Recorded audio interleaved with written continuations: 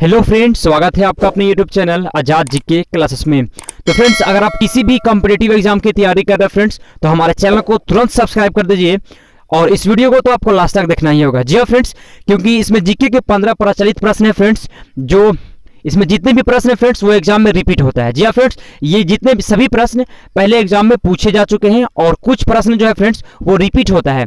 इसमें जितने भी प्रश्न है फ्रेंड्स वो क्या है, पूछे जा चुके हैं और बहुत सारे प्रश्न जो है रिपीट होता है।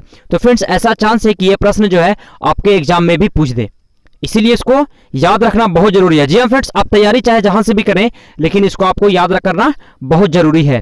ठीक है, तो फ्रेंड्स ये 5वां वीडियो है। आप 4 वीडियो हमारे चैनल के प्लेलिस्ट में जाकर आप देख सकते हैं। ठीक है, तो चलिए इस वीडियो का हम लोग शुरुआत करते हैं। पहला क्वेश्चन है फ्रेंड्स कि चंद्रमा पर पहुंचने वाला प्रथम मानव सहित यान कौन था? चंद्रमा पर पहुंचने वाला प्रथम पहला जो है मानव सहित यान कौन था? तो सही आंसर हो जाएगा इसका, ऑप्शन सबसे पहले देते हैं फ्रेंड्स। ऑप्शन ये रहा, लूना या फिर जोन 5, अपोलो 11 या फिर अपोलो 12। अपोलो 12 क्या होगा? चंद्रमा पर पहुंचने वाला प्रथम मानव सहित यान कौन था? तो फ्रेंड्स सही आंसर हो जाएगा इसका, सही आंसर ये रहा अपोलो 11। ठीक है, तो अगले प्रश्न की ओर हम लोग अब चलते हैं। किस देश का पुराना नाम फार्मोसा था? किस देश का पुराना नाम फार्मोसा था? क्या होगा आंसर? सबसे पहले ऑप्शन फ्रेंड्स, चीन का नाम था फार्मोसा, या फिर दक्षिण कोरिया का नाम, या फिर उत्तरी कोरिया, या फिर ताइवान। किस देश का पुराना नाम फार्मोसा था? तो सही आंसर हो जाएगा फ्रेंड्स ताइवान। ठीक है, इसको सबसे पहले फ्रेंड्स हम VVI अभी लिख देते हैं, क्योंकि मोस्ट इंपोर्टेंट प्रश्न है, ये बहुत बार रिपीट होता है अलग अलग एग्जाम में। तो ऐसा चांस है कि ये प्रश्न जो है आपके एग्जाम में भी पूछ दे। आगे, भूरी क्रांति किससे संबंधित है? भूरी क्रांति किससे संबंधित है? टेलीकॉम से, मछली उद्योग से, उर्वरक से, या फिर तिलहन से? तो सही आंसर हो जाएगा इसका, भूरी क्रांति जो है वो उर्वरक से संबंधित है। ठीक है, आगे चलते फ्रेंड्स। राष्ट्रीय राजमार्ग संख्या 1 जोड़ता है। राष्ट्रीय राजमार्ग संख्या 1 किसको जोड़ता है? मुंबई से कोलकाता को, दिल्ली से कोलकाता, मुंबई से दिल्ली, या फिर दिल्ली से अमृतसर? राष्ट्रीय राजमार्ग संख्या 1 जो जोड़ता है फ्रेंड्स वो दिल्ली से अमृतसर को जोड़ता है। आगे, निम्नलिखित में से किसे फसल के तौर पर माना जाता है? निम्नलिखित में से किसे फसल के तौर पर माना जाता है? कॉफी, चाय, रबड़ या सभी? किसे फसल के तौर पर माना जाता है? क्या होगा आंसर? मोस्ट इंपोर्टेंट है फ्रेंड्स, तो आंसर हो जाएगा यह सभी को फसल के तौर पर माना जाता है। आगे, एक्यूपंक्चर डॉट डॉट में अधिक प्रचलित है। एक्यूपंक्चर कहां अधिक प्रचलित है? भारत में, अमेरिका में, चीन में, या फिर जर्मनी में? तो सही आंसर हो जाएगा इसका, एक्यूपंक्चर जो है वो चीन में सबसे ज्यादा जो है प्रचलित है। याद रखिएगा इसको, मोस्ट इंपोर्टेंट प्रश्न है फ्रेंड्स। आगे, नीला ग्रह किसे कहा जाता है?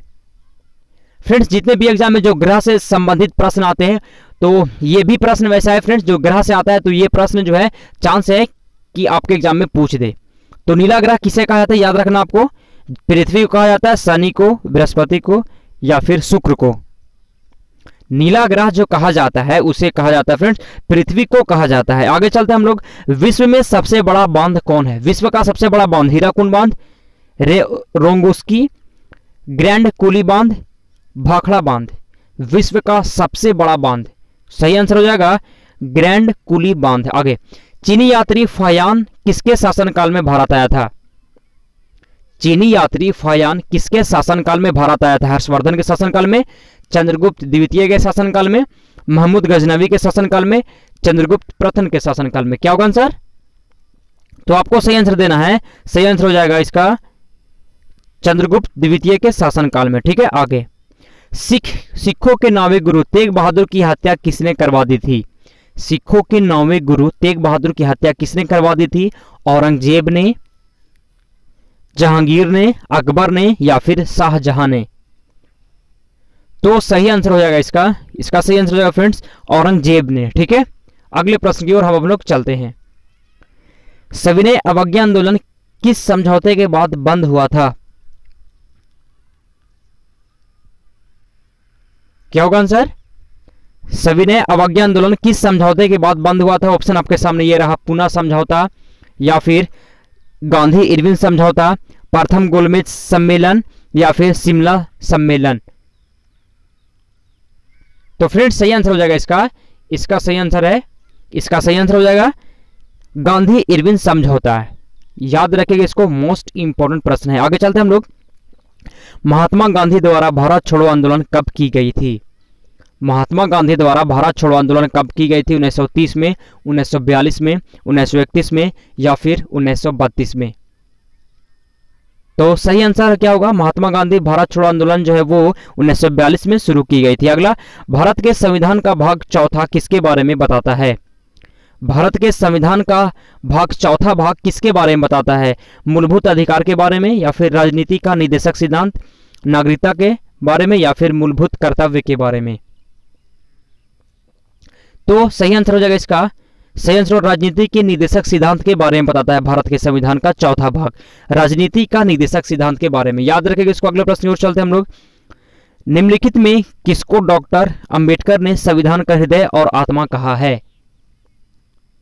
किसको डॉक्टर अंबेडकर ने संविधान का हृदय और आत्मा कहा है? समानता का अधिकार, शोषण के विरुद्ध अधिकार, संवैधानिक उपचार का अधिकार या फिर धार्मिक स्वतंत्रता का अधिकार?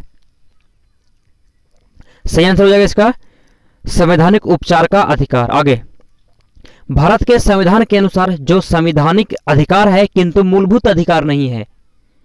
संविधान के अनुसार फ्रेंड्स जो संवैधानिक अधिकार है किंतु मूलभूत अधिकार नहीं है, धार्मिक स्वतंत्रता का अधिकार या फिर सांस्कृतिक और शैक्षिक अधिकार, शोषण के विरुद्ध अधिकार या फिर संपत्ति का अधिकार? तो सही आंसर हो जाएगा इसका सही आंसर हो जाएगा फ्रेंड्स संपत्ति का अधिकार। आगे, तो फ्रेंड्स यही वो टॉप एंड मोस्ट इंपॉर्टेंट प्रश्न है जिसका 100% चांस है कि ये फ्रेंड्स आपके आने वाले एग्जाम में पूछे, इसीलिए इसको याद जरूर कर लीजिएगा और हमारे चैनल को तुरंत सब्सक्राइब कर दीजिए। तो चलिए इस वीडियो को हम लोग समाप्त करते हैं। Thanks for watching.